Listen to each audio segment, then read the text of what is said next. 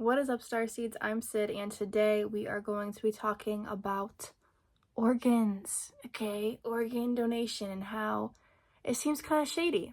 So I posted a video on TikTok a couple months ago by now. So I am going to be reading off of some of the comments. There's about 90 comments on that video, more so than I usually get. So I picked some interesting comments because this video continues to get views up until this day. I still get notifications that people are liking the video, and I'm like, wow, usually, you post a video and it dies down after a couple days, but this video just steadily continues to get more views for some reason, and I think it's because people are looking into this more. Also, I think organ donation is being pushed, so when bots online see organ donation, they think it's like a good video promoting organ donation. Mine was not. So they're trying to push that. I've been seeing license plates in Michigan, that's where I live, and it's like, save a life, donate organs on these license plates.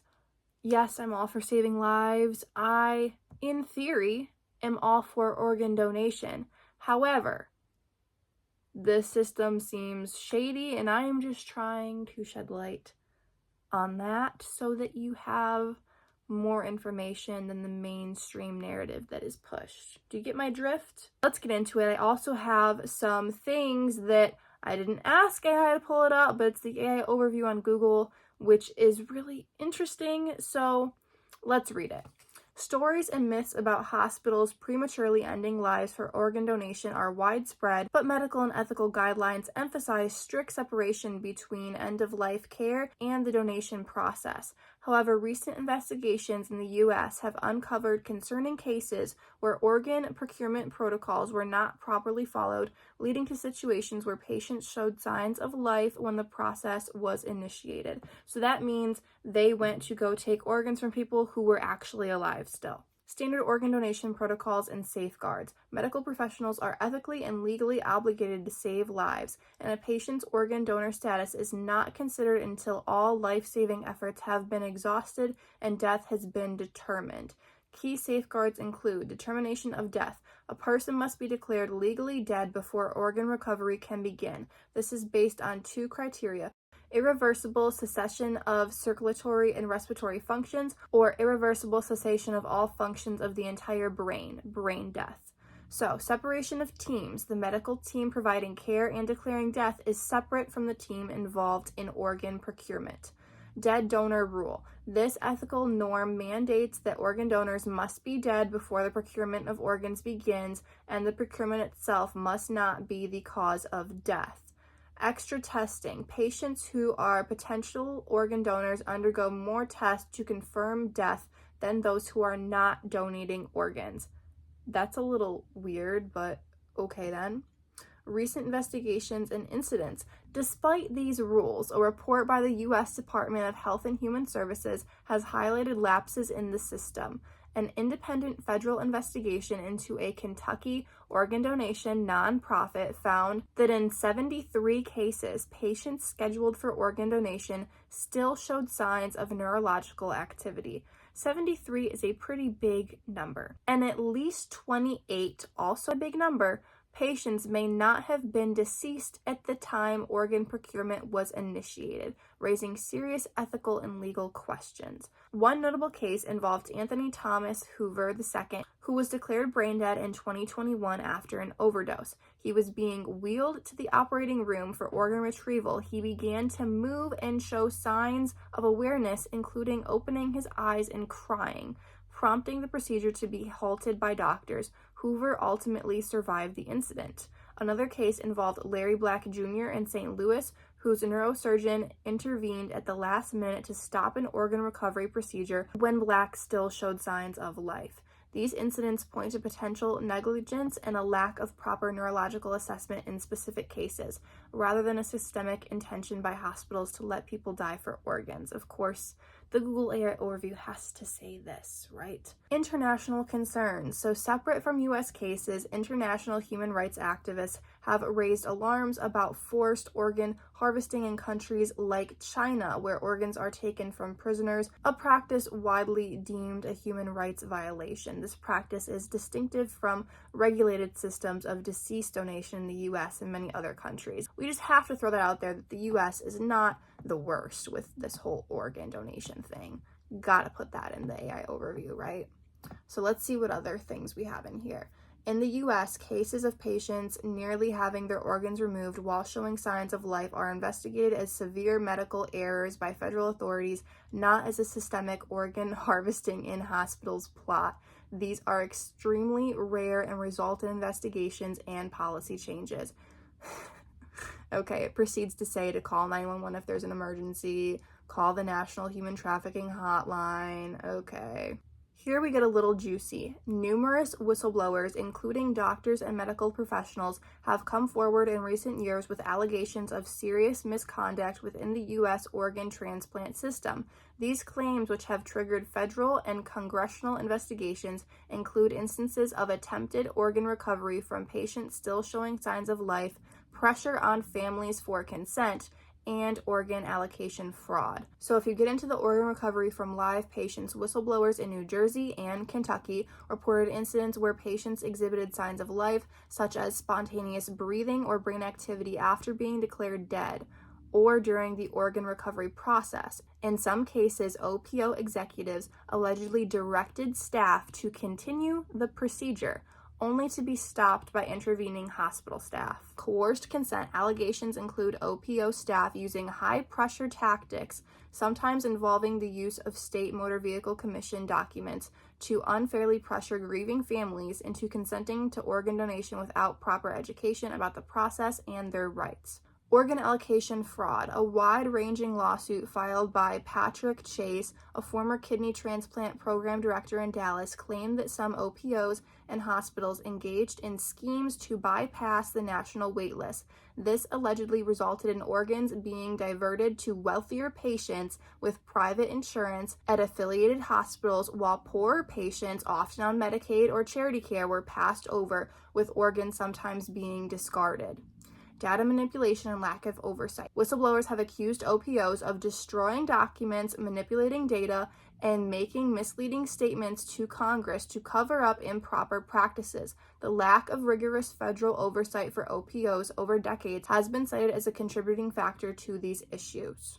All right, now let's get into some of these comments. One lady said, "My dad was an organ donor and it was the worst experience ever. They let my dad die.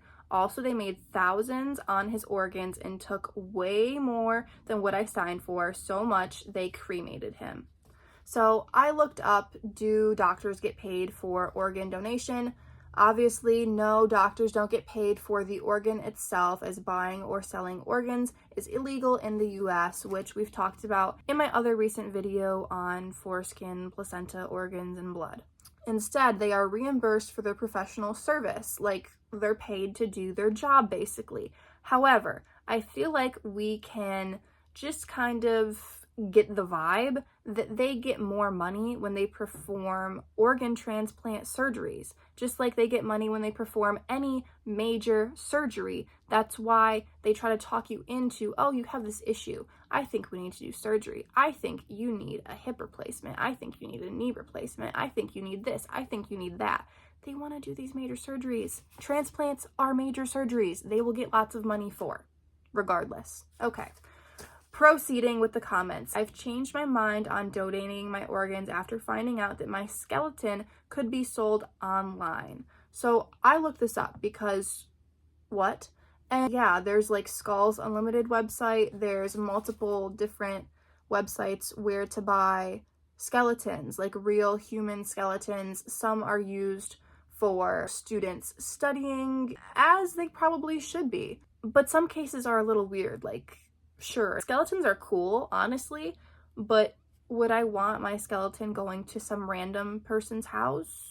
Not really. Somebody else said they take your organs if you're considered brain dead, but there's countless of people waking up before removal, meaning they aren't brain dead. Yes, that's a fact. And then somebody else said, I work in the hospital and I have seen way too many people they just gave up on. These people were not brain dead. They probably just needed more time to recover. It is a weird feeling when donor services comes into the building. It's like the Grim Reaper has arrived. They are so annoying. Another person says it's when you're on a ventilator, or at another point they'll decide it's not worth saving you anymore and won't fight to do so. They can't be dead to give organs, and the amount of horror stories out there aren't worth it. Careful. Another person simply just said, they let my uncle die. Another person said, when my niece, 20 months, passed, they came to my brother and his ex, niece's mom, to ask if she was going to donate organs. They didn't know things on the list included eyes, skin, etc., which you should be informed of. And I remember when I went to get my license, and when I went to get my license, edited, they had different organs that you could consent to. You could consent to giving most of them, and then the eyes and skin were actually a separate thing, but that's just on the paperwork that I looked at. It might be different in different states, or, in different years when this is all happening. Another person says, my daughter wasn't an organ donor, but she was a newborn. She was very young, very early, premature. She was labeled as a lot of work, basically, and the whole time the doctors kept saying, well, your baby's going to have disabilities and probably won't be able to walk. Do you want to pull the plug? And just finding random excuses to not really save her.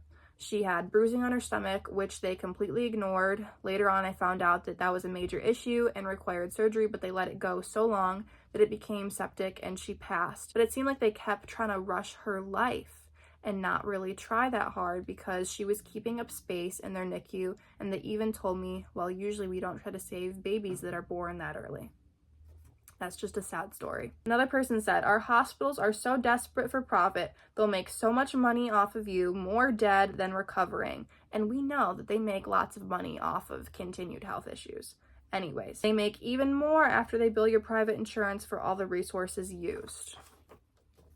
Another person said, hospitals will do anything to make money off your organs, some for good, a lot for profit, and how they will rather let the organ donor pass to take them. Another person said, if your minor child gets a driver's license and opts to be an organ donor, it is not informed consent, and as the guardian or parent, if they pass, you have no say.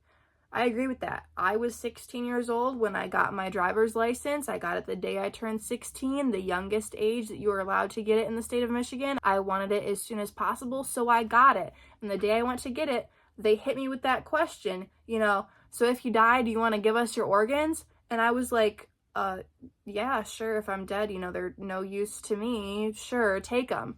It was not informed consent. I didn't have all of this information. I didn't know the shady stories behind it. I didn't know that you were less likely to be saved if you were an organ donor. And of course, people want to say that they're not going to look at your driver's license. They're not going to look you up in the organ donor registry unless you can't be saved. But in my opinion, that's simply not a fact. There's no way that that could be a fact. That is up for debate. That is an opinion, and that is hearsay. There's no way that you can say for a fact that that's a fact. Another person said they make it so tricky, talking about getting off of the organ donor registry. Check the official website to ensure your name is off the list, not just a little pink red thing on your ID. Another person said, don't forget to go to the website for National Organ Donor to remove your name. Just because you removed it off your license doesn't mean that it's removed from the website until you actually go and remove it. That's how the hospitals look it up for the national website. Another person said, I went to my DMV and tried to get mine taken off. When I got my new ID, it was still on there. I asked them, did you do the paperwork? Did you change it on the paperwork? So I have yet to have a reply from them. Another person said, Michigan is one where even if the heart sticker is removed from your license, the registry entry remains active until officially revoked. So I recently, a few months ago, took the steps to get it taken off of my driver's license. My driver's license no longer has a little organ donor heart on it. I called the people and we played phone tag a little bit. They said that they would send me a letter stating how my name was removed off of the organ donor registry, but I have not received that letter. And like I said, it's been months. So I think I need to do another call or check the website myself and see if I'm still on there or not, because I was told I was being taken off, that I had given all the information that I needed to give and that they would take me off and send me a letter confirming. I never got the letter. So I guess I need to do a little follow-up. But yeah, that is just a little bit of information. I wanted to give you guys anecdotal stories, literally just comments off of my TikTok, overviews when you search basic things online. There are clearly many stories. There are 73 cases, there are 28 cases, there are probably tons more that aren't officially legally recognized, because this is a shady thing. They want as few as possible to be legally recognized, all right? Please consider doing research on this topic yourself, especially if you are an organ donor, if you're considering being an organ donor, or just if you're a curious person like me. I'll leave links to other similar videos that I've done in the description of this video. I have videos on all sorts of different topics. We talk about astrology, we talk about aliens, we talk about intuition, divination, witchy stuff, and occasionally we talk about health, world issues, things like this, because I'm into it all. I also do intuitive and astrological Akashic records readings, mainly consisting of past life information, soul themes, etc. I also do qhht and bqh, which is basically hypnosis, so I relax you enough for you to be able to say those things yourself. We're all a little stressed out and overwhelmed, so I also offer kind of like spiritual counseling, just if you want to talk to me about whatever. We can get into it. Let me know if you guys have any links to videos that deep dive into specific organ harvesting stories, organ donor gone wrong stories. I know there was recently a video circulating of like 42-year-old mechanic escapes hospital trying to take his organs, and online it says that that's a fraud. It's actually a video from Michigan of a Garden City man who escaped the hospital because he was in some kind of motor vehicle accident and didn't want to get in trouble for it, or maybe he was on parole or probation. So the video allegedly is of this man from Michigan running out of the hospital because he didn't want to get in trouble, but they're saying it's a guy running away because they were trying to take his organs. I really don't like fake videos like that. We don't know what's real and what's not real anymore. However, I also don't know if it really is fake. It could be real and they're just pinning it off on this guy. Who knows? I do find it interesting if people who are deemed brain dead but really aren't and have had their organs taken, like, interesting and concerning. But I think it's even more interesting when the people aren't brain dead, when they're literally just people who might not be missed, or people might not go after them looking for them, and that's why they are harvesting their organs. So it's those stories that I find even more incriminating and obvious. Let me know if you guys have any articles or video links on that, because I would love to look into it more. Let me know any other topics you guys want to get into. I have a huge long list of videos that I want to make. I also have courses that I offer on astrology, aliens, witchy stuff. Those are pre-recorded videos. You can have them for free. You just have to email me, sydalexandriaegypt@gmail.com, and I will send them to you. Peace out.